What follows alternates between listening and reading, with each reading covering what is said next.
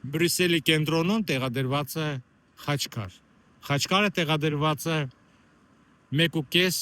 միլիոն հայ անմեղ նահատակների ցեղասպանության զոհերի Օսմանյան Թուրքիայում։ Այս խաչքարը տեղադրված է վերջերս, իդեպ ասեմ։ Եվ նայելով այս խաչքարին, ես կարծում եմ, որ մենք իհարկե մեր գլուխը պետք է խոնարհենք բոլոր այդ սուրբ նահատակների հիշատակի առջև,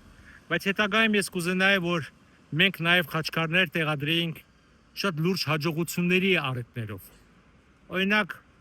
աշխարհում ֆուտբոլի չեմպիոն դառնանք, մեծագույն հաջողությունների հասնենք, որովհետև մեր սուրբ նահատակները երկնքում շատ ուրախ կլինեն, երբ որ մենք կարողանանք հաջողությունների հասնենք, որպեսզի մենք դառնանք առաջնայինը, թե գիտությունում, թե մշակույթում, թե տնտեսությունում, դա լավագույն ապացույցը կլինի մեր հարգանքի, մեր անմեղ սուրբ հայ ազգի նահատակների հիշատակի։ Մենք պարտավոր ենք լինենք ուժեղ, պետք չի անդադ լացել, պետք չի անդադ գլուխ խոնարհել եւ մեղանչել, որ հիշեք, որ մեզ մորթել են, էս են արել, նաեւ պետք է նաեւ ուժեղ լինել։ Ուժեղին հարգում են եւ ուժն է ծնում իրավունքը։